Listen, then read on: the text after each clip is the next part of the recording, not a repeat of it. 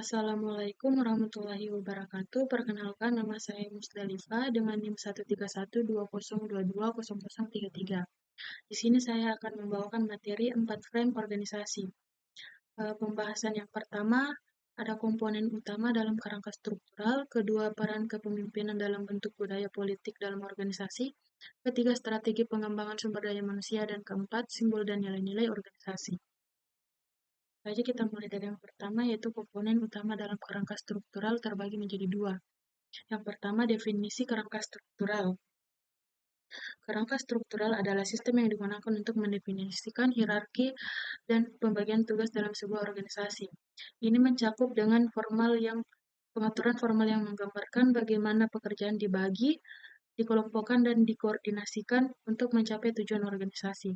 Dan yang kedua, komponen dalam komitmen. Dalam mengidentifikasi komitmen organisasi, ada beberapa model atau jenis yang sering dipakai. Yang pertama ada komitmen aktif, yaitu menunjukkan pada adanya keterikatan hati secara psikologis antara individu dengan organisasinya, sehingga individu sangat loyal pada organisasi dan akan berusaha melibatkan dirinya secara mendalam pada aktivitas organisasi dan menikmati keanggotaannya di organisasi tersebut. Yang kedua ada komitmen kontinuan, yaitu suatu kecenderungan terlibat pada jalur aktivitas organisasi secara konsisten yang didasarkan atas pengukuran biaya atau kerugian investasi bila dikaitkan dengan terhentinya aktivitas di organisasi tersebut. Dan yang ketiga ada komitmen normatif, yaitu komitmen yang terbentuk berkaitan dengan persepsi individu bahwa sebagai organisasi mereka merasa adanya kewajiban untuk tetap berada pada organisasi tersebut. Peran kepemimpinan dalam bentuk budaya politik dalam organisasi.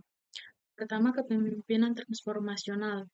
Para ahli telah banyak mendefinisikan kepemimpinan menurut beragam perspektif dan aspek yang diteliti, menurut Matsuki.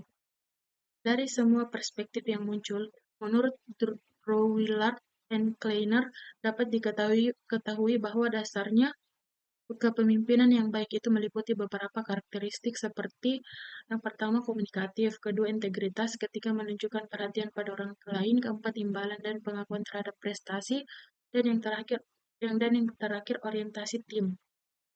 Kedua budaya organisasi, ketiga komitmen organisasi. Berikut strategi pengembangan sumber daya manusia. Yang pertama, konsep dasar manajemen sumber daya manusia, kedua ruang lingkup sumber daya manusia, ketiga manajemen sumber daya manusia di bidang pendidikan. Implementasi strategi yang pertama itu struktur organisasi, yaitu menyesuaikan struktur organisasi agar mendukung implementasi strategi.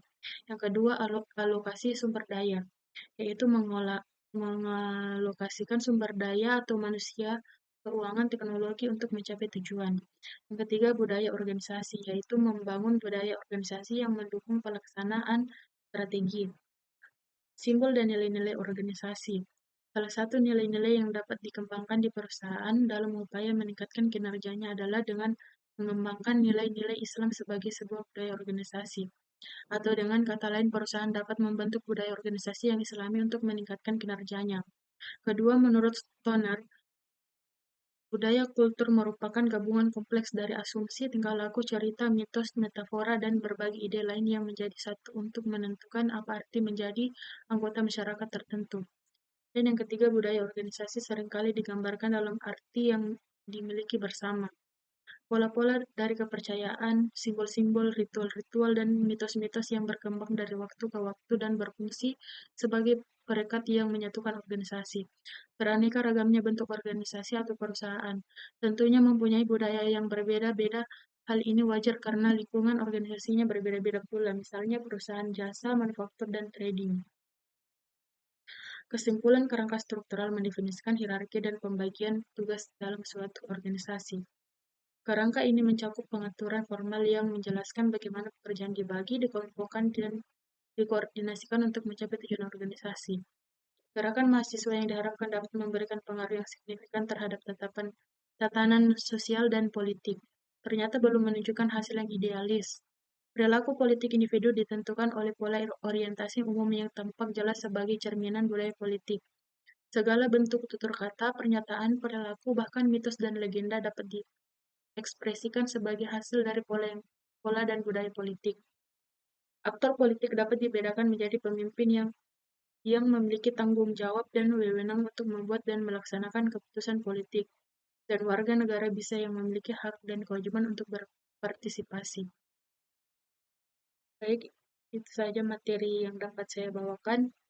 Lebih dan kurangnya mohon dimaafkan. Wassalamualaikum warahmatullahi wabarakatuh.